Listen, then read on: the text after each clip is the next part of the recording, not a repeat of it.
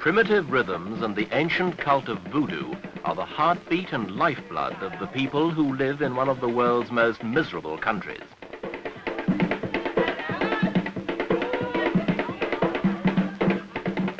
This is Haiti, a land of idol worship and of Papa Doc Duvalier.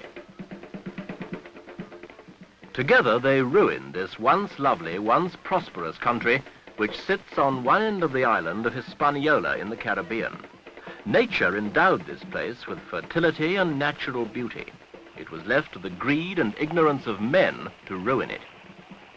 Haiti's downward progress from flourishing French colony to become the world's poorest state reached its lowest point under the 14-year dictatorship of François Duvalier, which ended with his death in April. Duvalier's legacy to Haiti is poverty, ignorance, disease, and misery. This week, Echo looks at Papa Doc's country, the beggar of the Americas, Haiti.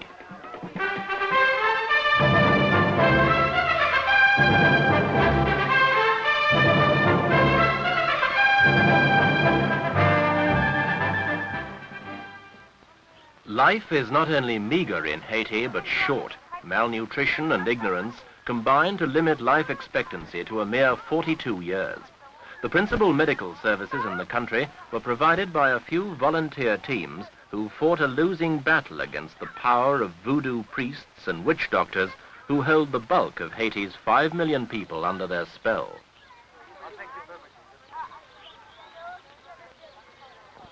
Those who survive do so on the lowest living standard in the world.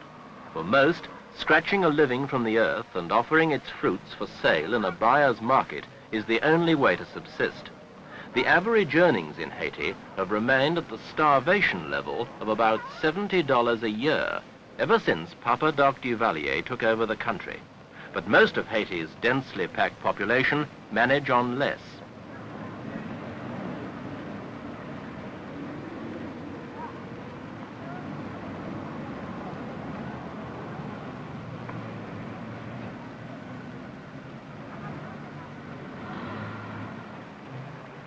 But there is a fatalism about the Haitians which enables them seemingly to live with the violence and bloodshed which have been the backdrop to Haiti's 167 years of existence. A bus ride away in the towns, the same lethargy hangs in the air like mist. Port-au-Prince, the capital of Haiti, was formerly the outlet for the country's rich coffee harvest, which once made this half an island the richest in the Caribbean. Now the town, like the long-lost riches, is decaying.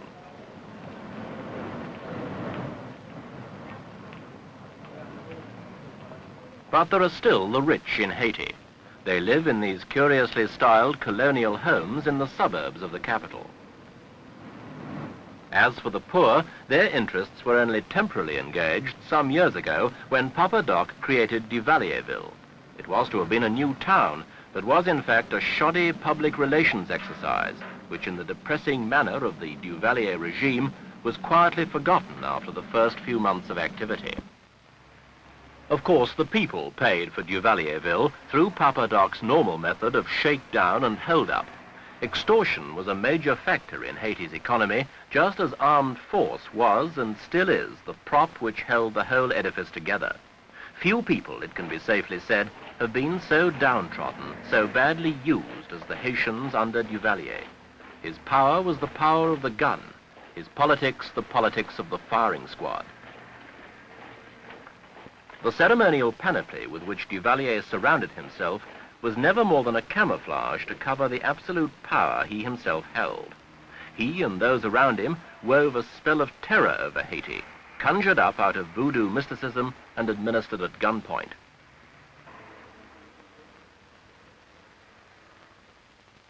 Understandably, perhaps, Duvalier rarely spoke to visiting pressmen.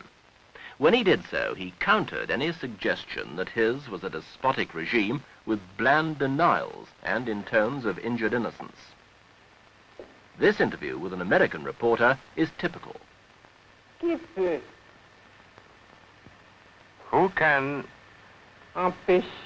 stop the American press or à tout autre any other de porter pareille from making accusation. accusations. Il existe des forces de police There are police forces in all countries. et je ne crois pas I do not think que la police the de mon police pays of my country puisse être retenue can be considered comme particulièrement more brutal than any other. les agents de l'ordre The forces of law et de la sécurité and order ont fait have leur done devoir. their duty. While there may have been germs of political opposition, they were rarely heard inside Papa Doc's Haiti. The forces of law and order, as represented by this motley collection of armed police, effectively snuffed out whatever opposition there might have been.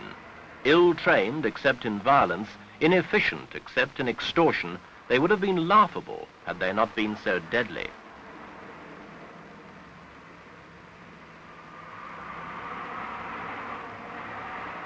Duvalier himself was rarely seen in the streets. When he did venture out, he always carried a Tommy gun and a pocketful of money, the two extremes of persuasion and equally effective in their ways.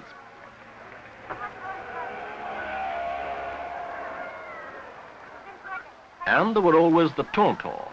In fact, a band of armed thugs with absolute power of life and death, the tontons macoute were vested with dark and mysterious power in the half-world of voodoo.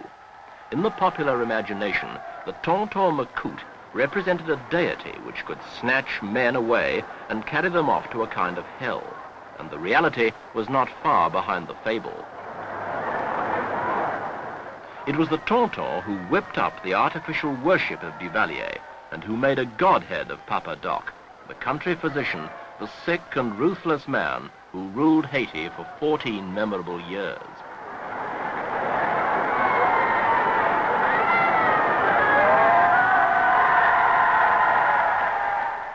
Duvalier was enthroned as Haiti's president for life, but was determined that his creed should endure beyond death.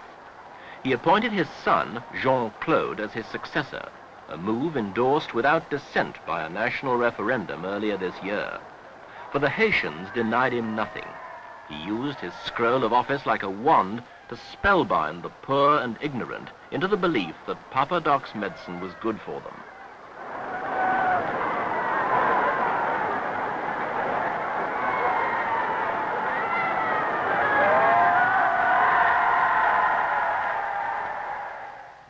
But in the end, Duvalier was a recluse. The palace was ringed by anti-aircraft guns, and the National Armory was locked in the cellar, and only he had the key.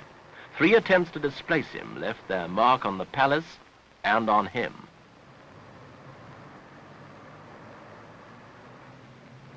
Like many other dictators, he was his own prisoner.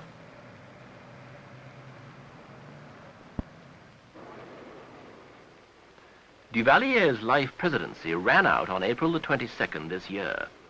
His lasting monument can only be Haiti itself, a stricken, poverty-ridden, fearful country from which he himself sucked the lifeblood.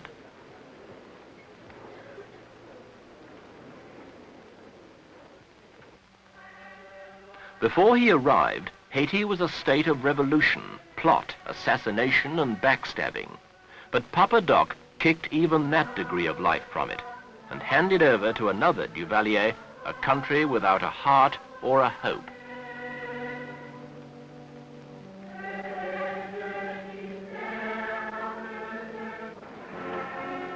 When they carried Papa Doc to his grave, some of his people wept for him. And perhaps that is the greater tragedy, for few men ever deserved fewer tears. Outside observers had confidently predicted that his death would trigger off a revolt against all he had lived for. After 14 years of Duvalier, they said, Haiti would revenge itself on him and those who helped him cling to power. But it didn't.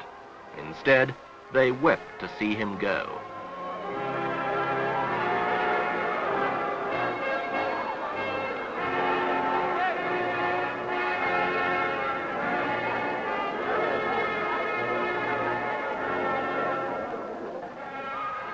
Duvalier is dead. Long live Duvalier.